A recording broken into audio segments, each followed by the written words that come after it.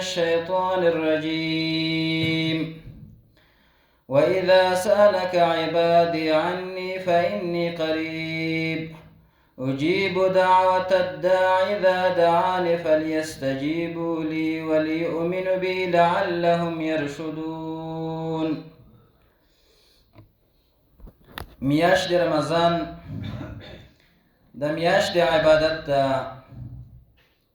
عبادتونه بیا په دې میاشت کې مختلف عبادتونه شریعت ذکر کړي دي. یو د هغه عبادتونه چې ډېر مهم عبادت دی هغه دعا ده، او دعا بهترین عبادت ده. د دې وجې نه د عبادت مغز او د عبادت مقصد یا عبادت عبارت د چا نه دی؟ د تذلل نه دی، د خشوع نه دی، د تضرع نه دی. د دې نه عبادت عبارت دی، او دغه خشوع تضرع عاجزي دا په دعا کې پرته ده. نو بهترین عبادت په رمضان کې هغه دعاګانې کول دي. په دعاګانو سره بیا الله رب العالمین مصائب هم دفع کوي، مصیبتونه مرضونه لرې کوي، په باندې د انسان په باندې حاجتونه پوره کیږي. دارنګه د انسان هر مشکل چې وي هغه په دعاګانو باندې الله رب العالمین حل کوي. موږ تاسو باید په میاشت د رمضان کې دعا ته ډېر توجه پیدا کړو. په نور اوقاتو کې زموږ او ستاسو د غفلت د وجې نه الله رب العالمین ته لاس نه پورته کیږي. نو په میاشت د رمضان کې خو باید الله رب العالمین ته لاس پورته کړو چې الله سبحانه وتعالی زموږ دغه مشکلات حل کړي، زموږ هغه حاجات هغه پوره کړي کوم چې موږ د الله رب العالمین نه غواړو. او موږ تاسو همیشه دپاره او په هر حال کې الله رب العالمین ته محتاج یو. په انسانانو کې کمال فقر موجود دی، او په الله رب العالمین کې کمال غنا موجوده ده.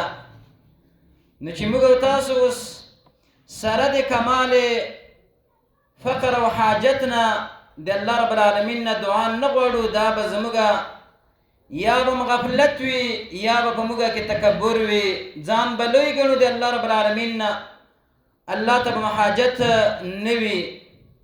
نه الله دې داسې نه کړي چې موږ کې دغسې فکرونه پیدا شي او یاره پکې غفلت پیدا شي چې د هغې وجې نه د الله نه موږ او تاسو مستغني شو. ته بله ګوشه کیره واخله.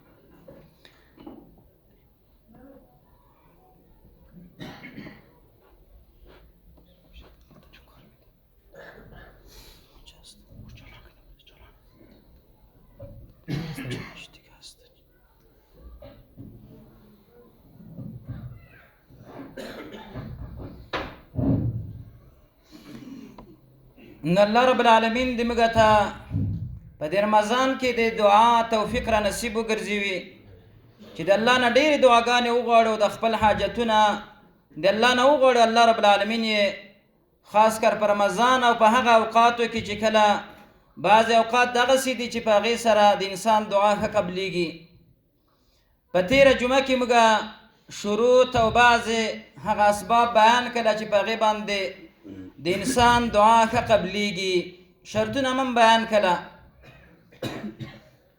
نن به بیا بعضې نور هغه اسباب بیان کړو چې په هغې سره د یو بنده دعا ښه قبلیږي. اول خبره خو د دې نه دا مخکې به ذکر کړو چې د روژهدار دعا ښه قبلیږي.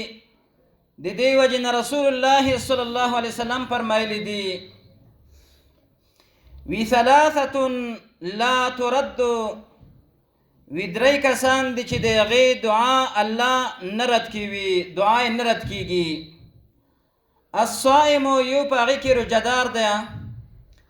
الصائم حین یفطر، یو روایت کې داسې راځي وی هغه روژهدار چې کله هغه روژه ماتوي، روژه ماتی کوي، په هغه وخت کې دعا د دغه روژهدار الله نه رد کوي بلکې قبلوي یې. حین یفطر، او بل روایت کې دا ورسره راغلي حتی یفطر، تر دې پورې چې هغه روژه ماته کړي. یعنی د دې حدیث نه دا معلومیږي چې د روژهدار دعا که په وخت د افطاري کې کوي الله رب العالمین نه رد کوي، او که دارنګه په دې ورځ کې دعا غواړي د الله رب العالمین نه الله دعا نه رد کوي. په دې روایت کې دویم کس چې رسول الله صلی الله علیه وسلم ښودلی دی هغه الامام العادل، دویم هغه کس دی چې الله رب العالمین یې دعا نه رد کوي، امام عادل دی. هغه امیر المؤمنین چې هغه عادل وي، انصاف کوي په منځ د رعیت کې، د هغې دعا هم الله رب العالمین نه رد کوي. درېیمه دعا چې دغه د مظلوم انسان ده، کله چې هغه مظلوم واقع شي، په هغې باندې ظلم کیږي، نو د هغې دعا الله رب العالمین نه رد کوي. د دې وجې نه یو بل روایت کې راځي اتقي دعوة المظلوم، وی تاسو د دعا د خیرا د بددعایۍ د مظلوم نه ځان وساتئ، ځکه هغه الله رب العالمین نه رد کوي او قبلوي یې. یو بل روایت کې داسې راځي چې ثلاث دعوات، درې دعاګانې دي مستجابات چې هغه قبول کړی شوي دي، نو په هغې کې د والدینو دعا ده په باره د خپل اولاد کې الله رب العالمین نه رد کوي، هغه هم قبلیږي. دارنګه د مسافر دعا الله رب العالمین نه رد کوي، هغه هم قبلیږي. نو په دې روایت کې بیا مظلوم راغلی دی، نو په هغه روایت کې مظلوم راغلی او په دې روایت کې مظلوم راغلی دی. د دې خلکو دعا الله رب العالمین نه رد کوي. موږ تاسو اوس روژهدار یو، نو خپل ځان ته باید متوجه شو چې موږ په کوم حالت کې یو. نو په حالت د روژې کې الله رب العالمین د انسان دعا نه رد کوي، الله رب العالمین یې قبلوي. دارنګه د دعا د قبلېدو دپاره یو ښه سبب دا دی، د دعا نه مخکې دغه الفاظ ویل. یو حدیث کې راغلی دی رسول الله صلی الله علیه وسلم د یو کس نه واورېدله، یو کس دعا کوله، رسول الله صلی الله علیه وسلم دغه کلمات ترې نه واورېدل: اللهم إني أسألك بأنك أنت الأحد الصمد الذي لم يلد ولم يولد ولم يكن له كفوا أحد. نبی علیه الصلاة والسلام دغه الفاظ ترې نه واورېدل. د سړي په دعا کې د دعا نه مخکې دغه الفاظ ولوستل، نو نبی علیه الصلاة والسلام وفرمایل چې لقد سأل الله باسمه الاعظم، یقینا دغه انسان د الله رب العالمین په اسم اعظم سره دعا وغوښتله. الذي اذا سئل، کله چې انسان په دې باندې سوال وکړي یا د الله رب العالمین نه سوال وکړی شي، نو الله رب العالمین هغه نه رد کوي بلکې ورکوي. د دعا نه مخکې دغه الفاظ ویل دا سبب د اجابت د دعا دی. دا الفاظ یادول پکار دي.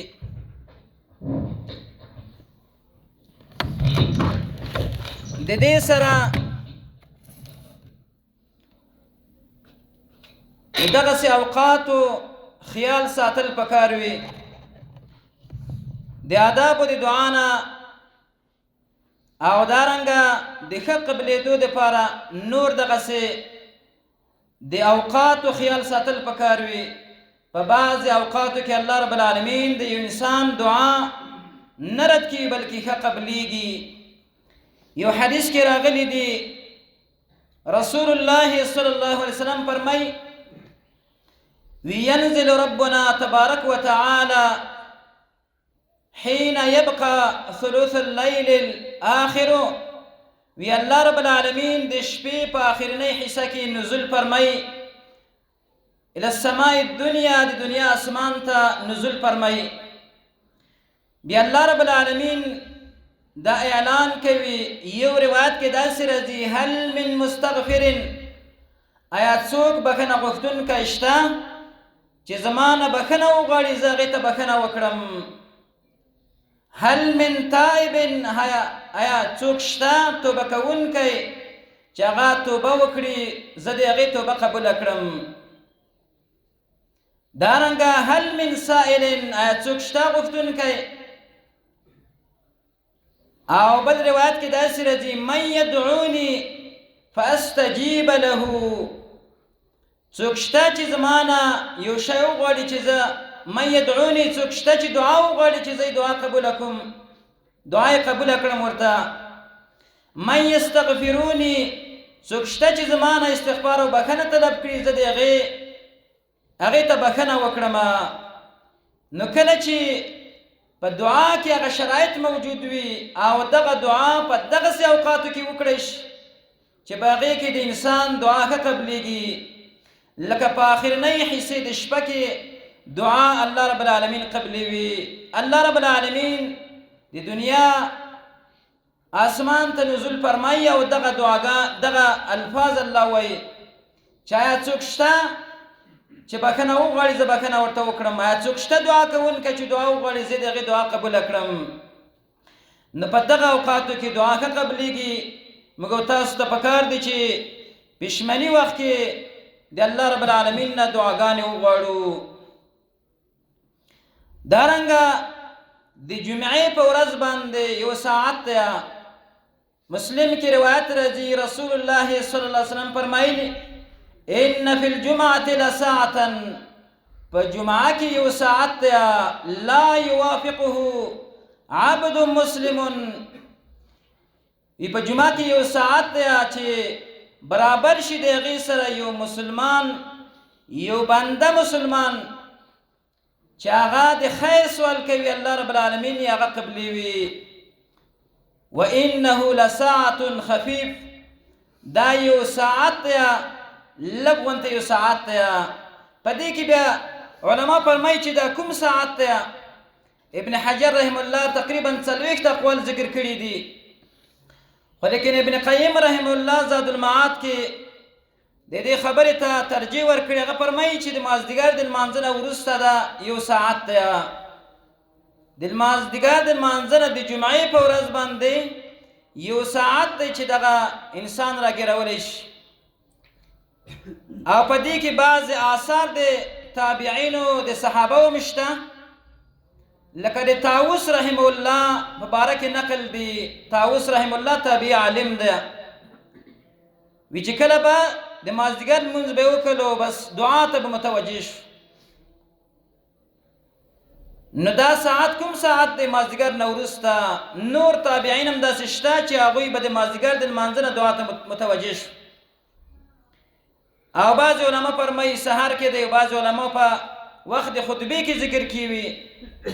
بعض علما دا فرمایي چې دغه ساعت سره په دې طریقه راګیرولی شي چې یوه جمعه ته غرمې پورې دعا ته کینی بله جمعه د غرمې نه تر مازدیګره بله جمعه دارنګه د مازدیګر نه تر ماښامه پورې کینی. نو دا ساعت به راګیر کړي. نو په مختلفو طریقو انشاءالله سړی ګیرولی شي. خو چې کله په انسان کې رغبت موجود وي او د انسان د آخرت سره شوق وي د دین سره شوق وي د آخرت سره شوق کړي او دې ته کینی نو انشاءالله چې انسان به راګیر کړي دا ساعت. دارنګه په وخت د اذان او د اقامت د دې ته درمیان او د دې په منځ کې دعا ښه قبلیږي. حدیث کې راغلی دی رسول الله صلی الله علیه وسلم فرمایي الدعاء لا يرد وی دعا چې دا نشي رد کېدلی بین الاذان والاقامه لا يرد الدعاء بین الاذان والاقامه وی دعا په مابین د اذان او د اقامت کې نه رد کیږي الله رب العالمین قبلی وی کله چې اذان وشي د اذان او د اقامت ترمنځ پورې انسان باید الله نه دعاګانې ډېرې وغواړي دا هم وخت د اجابت د دعا ده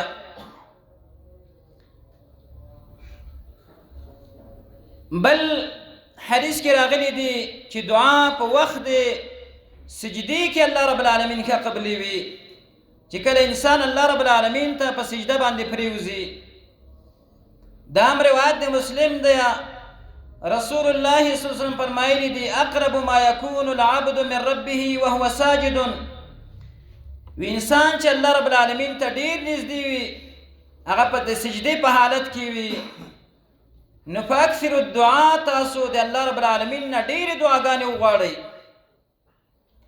په سجده کې دعا ښه قبلیږي انسان باید د الله رب العالمین نه په سجده کې دعاګانې وغواړي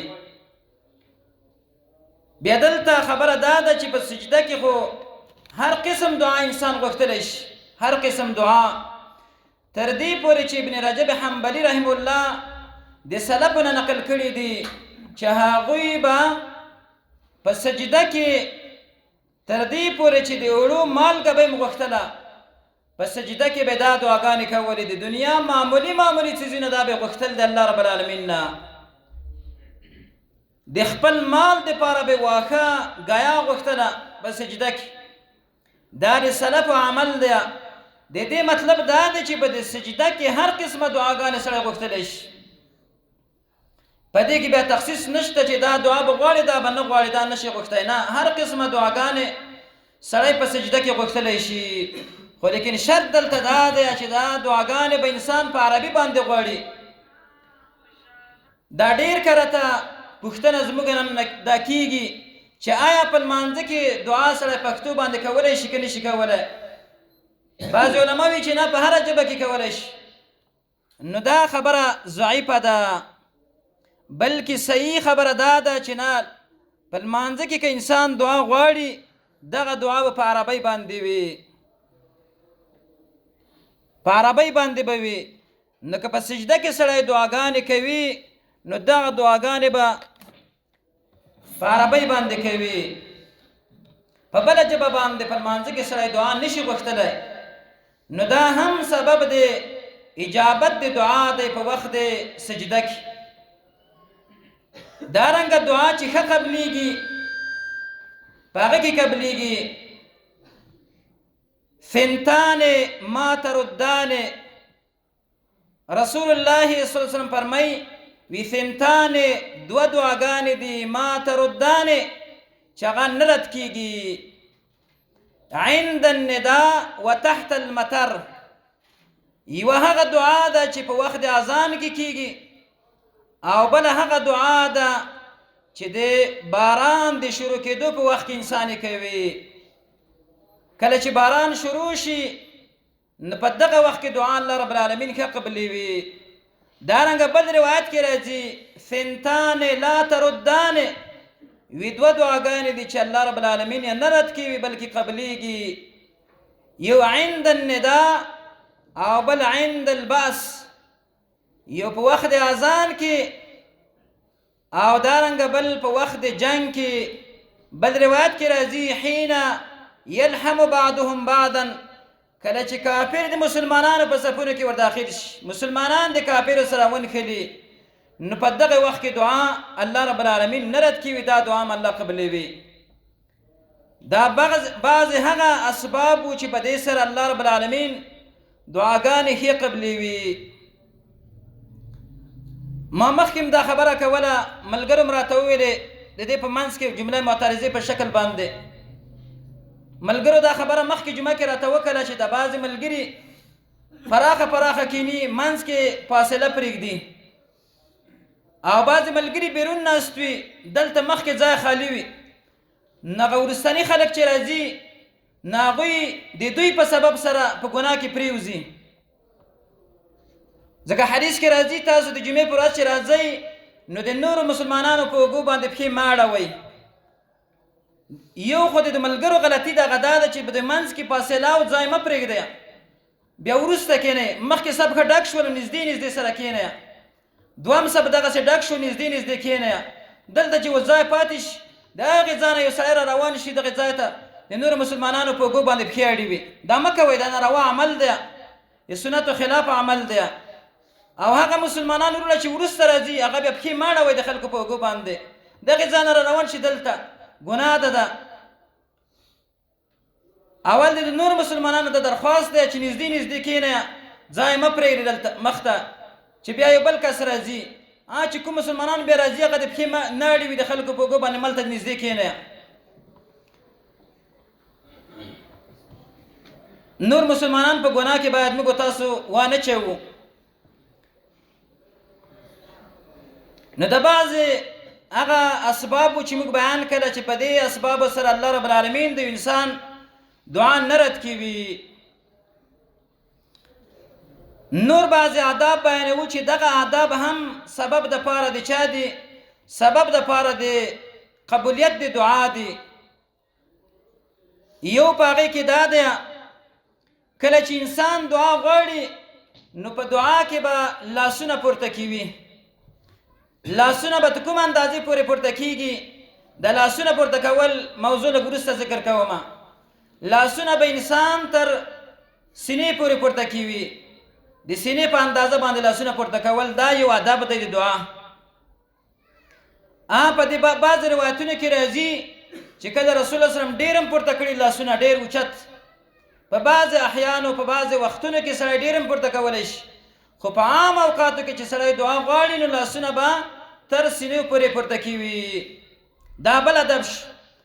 د دې سره بل ادب دا دی چې کله انسان دعا غواړي نو لاسونه باید یو ځای وي. د لاسونه دغسې نیول دا د آدابو نه نه دي، دا د خلاف د سنت عمل دی. نه، دواړه لاسونه باید نږدې ونیولی شي، دغسې دعا وکړی شي، دا بل د آدابو نه دی. بل د آدابو نه دا دی چې کله انسان د الله رب العالمین نه دعا غواړي باید په ګونډو باندې کښېني، لږ تاسو چې اتحیاتو ته کښېنو په دې طریقه باندې کښېناستلی شي، دا هم د آدابو د دعا نه دی. بل د آدابو د دعا نه دا دی چې کله انسان د الله رب العالمین نه دعا غواړي نو په دې طریقې سره وغوښتلی شي لاسونه باید سرچپه ونه نیولی شي. لکه حدیث کې راځي اذا سألتم الله، کله چې تاسو سوال کوئ د الله رب العالمین نه، فاسألوها ببطون اکفکم ولا تسألوه بظهورها. دا روایت کې راځي وی کله چې تاسو د الله رب العالمین نه سوال کوئ نو تاسو سوال ببطون اکفکم، یعنی په باطن طرف د لاسونو باندې تاسو سوال وکړئ. ببطون اکفکم، باطن د لاس دې طرف ته ویلی کی او ظهور یې دې ته ویلی کېږي. نو په باطن طرف باندې باید سړی د الله رب العالمین نه دعا وغواړي. په بعضې روایاتو کې راځي چې مثلا انسان یې په دې ظاهر باندې هم کولی شي. ابن حجر رحم الله فرمایي چې د دې تطبیق دا دی چې کله انسان سوال کوي چې شی غواړي نو ببطون اکفکم به سړی سوال کوي.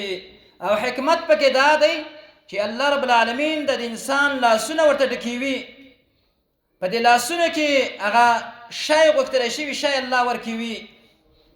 او کله چې انسان یو مصیبت دفع کول غواړي نو بیا یې په دې طریقه باندې لاس پورته کوي. دا یې تطبیق دی د حدیث. دواړو حدیثینو تطبیق دا دی، لیکن په عام اوقاتو کې خو موږ تاسو د الله رب العالمین نه یو څیز غواړو نو د دې وجې نه د آدابو د دعا نه دا دی چې موږ تاسو لاسونه پورته کړو الله رب العالمین ته او دعا په باطن د لاسونو باندې وغوښتلی شي. دا هم د آدابو د دعا نه دی. بل د آدابو د دعا نه دا دی چې کله موږ تاسو یو شی غواړو نو دغه شی، دغه مسئله، دغه سوال زموږ ستاسو دا باید د الله رب العالمین نه 3 کرته وغواړو. دا مې یو حدیث کې راغلی دی، رسول صلی الله علیه وسلم چې کله یو شی غوښتل نو 3 کرته به هغه تکرارول. په دعا کې باید تکرار د لفظ وشي. دعا تکرار نه دی ثابت، نه تکرار د دغه الفاظو ثابت دی چې کوم الفاظو باندې انسان دعا غواړي په دې باندې باید تکرار وکړی شي. دا یو بل ادب د دعا نه شولو. بل ادب د دعا نه دا دی چې کله انسان دعا وغواړي په آخر کې به آمین ورسره وایي. آمین ویل دا هم یو حسن حدیث کې راغلی دی، مشکات هم دا حدیث راوړی دی، لیکن دا حدیث څه دی؟ دا حسن دی. یو ځل صحابي فرمایي موږ د رسول الله صلی الله علیه وسلم سره ووتلو، یو کس رسول الله ولیدلو چې هغې دعا کوله، په دې دعا کې ډېره مبالغه کوله. نو رسول الله صلی الله علیه وسلم وفرمایل چې اوجبه د ځان دپاره د شی واجب کله ان ختمه، که چیرته دا د دعا ختمه کله. نو بل کس ورته وویل د ملګرو نه چې په چی شي باندې به ختموي یا رسول الله؟ نو رسول الله وفرمایل ان ختمه بآمین، که چیرته د دعا ختمه کله په آمین ویلو سره، نو د ځان دپاره د شی واجب کله. نو د آدابو د دعا نه دا دي موږ تاسو باید په خپل عبادتونو کې علی بصیرتین وګرځېږو. هر عبادت موږ تاسو کوو، لیکن د عباداتو دپاره الله رب العالمین فرائض، شرائط، ارکان، دارنګه آداب، سنتونه دا یې ښودلي دي. نو دعا یو عبادت دی، د دغه عبادت دپاره شرائط دا موږ تاسو په نظر کې ونیسو، د دې نه علاوه آداب په نظر کې ونیسو. نو د آدابو د دعا نه دا شوله چې موږ تاسو کله دعا کوو، نو د دعا په آخر کې آمین ویل دا سبب دپاره د اجابت د دعا دی. د دې نه به انشاءالله ډېر ملګري ناخبره و، انشاءالله پس د دې نه په دې مسله باندې به آګاه شوي وي. دا حدیث حسن حدیث کې راځي. نو د دعا په آخر کې آمین ویل دی، دا هم د دعا د آدابو نه دی. بل د آدابو د دعا نه دا دی چې کله انسان دعا غواړي، نو د دعا د غوښتلو بل چا دپاره سړی دعا کوي، نو اول باید خپل ځان ته وکړي. دا هم یو حدیث کې راځي. عام اوقاتو کې سړی داسې هم کولی شي چې مستقیما بل ته دعا وغواړي، خو عام ادب دا دی چې کله بل چا ته سړی دعا غواړي، نو اول خپل ځان ته، بیا وروسته نورو خلکو ته دعا غوښتل. بل د آدابو د دعا نه دا دی چې کله انسان دعا غواړي، نو په طهارت باندې باید سړی دعا وغواړي. طهارت یعنې په اوداسه باندې. دا هم د آدابو د دعا نه دی. داسې هم کېدلی شي چې انسان دعا وغواړي او اودس یې نه وي، دا هم کېدلی شي، مشکل پکې نشته. خو افضله دا ده چې انسان په اوداسه باندې وي دعا وغواړي د الله رب العالمین نه. دارنګه بل ادب د آدابو د دعا نه دا دی لاس پورته کول په دعا کې. لاس پورته کول په دعا کې دا هم د آدابو نه دی او هم سبب د پاره د اجابت د دعا دی. لکه رسول الله صلی الله علیه وسلم نه ډېر روایتونه په دې کې نقل شوي دي. بعضو علماو نه یا د بعضو ملګرو نه یو ځل دا مسله ما واورېدله، هغوی ویلې چې په دعا کې لاس پورته کول نشته، لیکن دا مسله تفصیل غواړي. هغه دا ده چې دعاګانې دوه قسمه دي. یو هغه دعاګانې دي چې د هغې دپاره وخت تعین شوی دی، ځای ورته تعین شوی دی.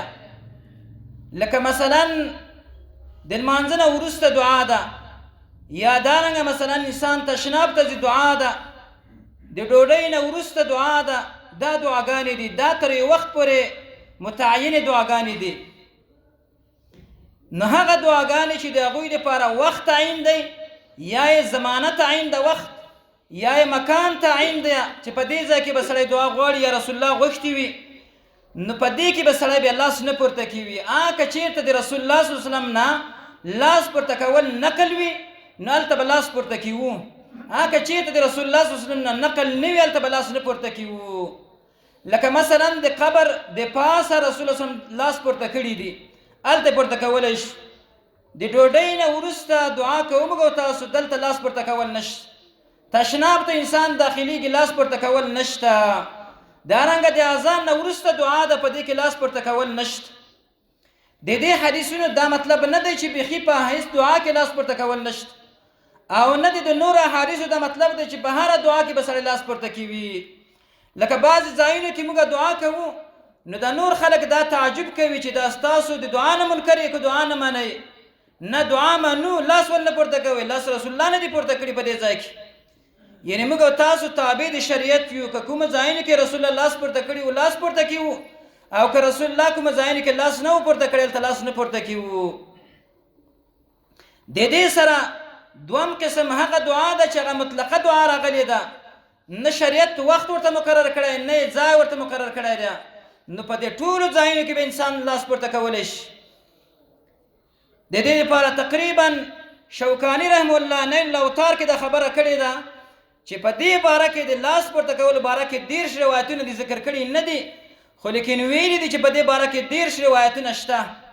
شیخ امین الله سے په اتم جلد فتاوا کې بیا د تقریبا ډېر روایتونه دا ذکر کړي دي چې په دعا کې باید انسان لاس پورته کړي. یو دوه روایتونه زه پکې وایم، هغه دا دی رسول الله صلی الله علیه وسلم فرمایلی دي ان الله حیی یستحیی من عبده اذا رفع يديه ان يردهما صفرا. بل روایت کې راځي ان يردهما خائبتين، بل روایت کې داسې ورسره غلي دي وی الله رب العالمین حیاناک ذات دی، او بل روایت کې ستیر ورسره غلي پردناک پردا چونکی ذات دی، ستیر دی، حیی دی، کریم دی، عزتمن ذات. ان الله حیی یستحیی، الله رب العالمین حیا کوي من عبده د خپل بندنه اذا رفع يديه، کله چې بنده الله رب العالمین ته لاس پورته کړي، الله ته د دینه حیا ورځي چې ان يردهما صفرا، چې الله رب العالمین د لاسونه خالی ور واپس کړي. کله چې انسان الله رب العالمین ته لاس پورته کړي نو الله رب العالمین د لاسونه خالی نه واپس کړي بلکې یو چیز به ورکوي. د دې وجه دا د آداب د دعا نه شول چې په خپل دعاګانو کې الله رب العالمین ته لاس پورته کول، او دا سبب د لپاره د اجابت د دعا ده. الله رب العالمین د انسان دعا قبلوي. ان يردهما صفرا خائبتين، بل روایت کې چې راځي نو دا هم د دعا د آداب نه شولو چې په دعا کې باید انسان الله رب العالمین ته لاس پورته کړي. دارنګه نور روایتونه هم دغسې دي چې رسول الله صلی الله علیه وسلم لاس پورته کړي دي، ډېر روایتونه داسې شته. بل د آداب د دعا نه دا دی چې کله انسان دعا کوي مخامخ قبلې ته بکینی، دا هم د آداب نه ده. ډېر کله ته انسان د دې نه خبره وي، نه دعا چې سړی غواړي نو مخامخ قبلې ته ودرېدل پکار وي. په دې کې یو روایت کې راځي عمر رضی الله عنه فرمایي وی لما کان یوم بدر، هر کله چې شوه ورځ د بدر د غزا، نو رسول الله صلی الله علیه وسلم نظر الی المشرکین، نبی علیه الصلاه والسلام مشرکانو ته وکتل، وهم 1000، د مشرکین 1000 کسان وو، واصحابه 300. نبی علیه السلام چې ملګرو ته وکتل، ملګری 319 کسان وو. نو الله رب العالمین ته متوجه شو، مخامخ قبلې ته ودرېدلو، فاستقبل القبله، قبلې ته مخامخ شول، ورفع یدیه، لاسونه پورته کړل، لاسونه پورته کړل الله رب العالمین ته، دعا شروع کړه. نو دا حدیث په دې باندې دلیل دی کله چې انسان دعا کوي باید مخامخ قبلې ته ودرېږي. په دې کې ګوره دا مسله ثابته شول، لاس پورته کول ثابت شول، او دارنګه مخامخ قبلې ته ودرېدل دا ثابت شو. دې نه بله مسله دا هم ثابته شوله، بله مسله دا ثابته شوله چې انسان کله قبلې ته ودرېږي او قبلې ته ودرېږي نو د قبلې په مخامخ باندې به ودرېږي او د هغې نه وروسته به لاس پورته کړي. بل روایت په دې کې راځي رسول الله صلی الله علیه وسلم ته هغه راغی طفیل عمرو بن دوسی رضی الله تعالی عنه، رسول الله ته راغی، دا د دوس د قبیلې و. وی فرمایل چې یا رسول الله ان دوسا قد عصت و ابت، دوس قبیلې نافرماني وکړه او انکار یې وکړه د اسلام راوړلو نه، فدعا علیهم، په دوی باندې خیرا وکړه، خیرا ورته وکړه دوس قبیلې ته. دا حدیث امام بخاری په ادب المفرد کې راوړی دی. وی رسول الله صلی الله علیه وسلم قبلې ته مخامخ شو او لاسونه پورته کړل، قبلې ته مخامخ شو، لاسونه پورته کړل. نو صحابي فرمایي چې موږ ویل چې دا خلکو هلاک شوله که رسول الله دوی ته خیرا وکړي. نو رسول الله صلی الله علیه وسلم هغې ته دعا وغوښتله، اللهم اهد دوسا وات بهم، یا الله دوس قبیلې ته هدایت وکړي، ما ته راولې. نبی علیه السلام نبی الرحمت دی، بددعایي چاته نه کوي. خو دا حدیث په دې باندې دلیل دی چې کله رسول الله صلی الله علیه وسلم به دعا غوښتله نو مخامخ قبلې ته به ودرېدلو او دارنګه لاسونه پورته کول پکې ثابت شوله، مخامخ قبلې ته ودرېدل او لاسونه پورته کول په د دواړو احادیثو کې را ثابت شو. د دې نه وروسته یوه بله مسله د دعاګانو سره دا ده چې آیا د دعا نه وروسته انسان کولی شي که نشي کولی چې په مخ باندې لاسونه راکش کړي. په مخ باندې لاسونه راکش کول دا یوه مهمه موضوع ده او مسله ده. داسې نه چې کله موږ تاسو یو عبادت وکړو په عبادت کې د رسول وسلم د سنتو خلاف راشي، هغه عبادت د وجې د مخالفت د سنتو د وجې نه عبادت برباد شي. دا خبره یاد لرل پکار وي. په دې کې یو دوه احادیث شته دي چې په مخ باندې لاسونه راکش کول شته، خو لیکن په دې کې بعض علما فرمایي چې دغه روایتونه چې دي دا ضعیف دي، لکه شیخ الاسلام ابن تیمیه رحمه الله، امام بخاري، امام نووي، نور علماء، عز بن عبد السلام رحمه الله، شیخ البانی د دې زمانه عصر امام هغه دا مسله ذکر کړې ده چې په مخ باندې لاسونه راکش کول وروسته د دعا نه د ثابت نه دي. کوم روایتونه چې راغلي دا روایتونه ضعیف دي، په دې باندې استدلال نشي کېدلی. او بعض علما ویلي چې نه دا حدیث حسن ده، لاسونه باید په مخ باندې راکش کړی شي. خو زه دا وایم چې دلته یوه اصولي قاعده ده. اصولي قاعده دا ده کله چې یو شی دایر شي په مابین د سنت او د بدعت کې، یا کله چې یو شی دایر شي په مابین د استحباب او د بدعت کې، بعض علما ورته بدعت وایي، بعض علما ورته استحباب حکم ورکوي، نو ترک د هغې اولاد یا پرېښودل د هغې اولاد دي. دا یوه ښکلې قاعده ده د محدثینو د مفسرینو د نورو علماو ښکلې قاعده ذکر کړې ده. نو دلته هم دغه قاعده چلیږي. بعض علما ورته استحباب ویلی ده چې مستحب دی، او بعض علما ورته بدعت ویلی ده. نو ښه راجحه خبره دا ده چې وروسته د دعا نه موږ تاسو باید په مخ باندې لاسونه راکش نه کړو. دا هغه آداب و چې ذکر هم کله الله رب العالمین د موږ ته په دې میاشت کې د عبادتونو توفیق راکړي، او خاص کر د دعا توفیق د الله رب العالمین راکړي، او زموږ دعاګانې د الله رب العالمین په خپل دربار کې قبول او منظوري وګرځوي. واقول قولي هذا استغفر الله لي ولكم ولسائر المسلمين فاستغفروه انه هو الغفور الرحيم.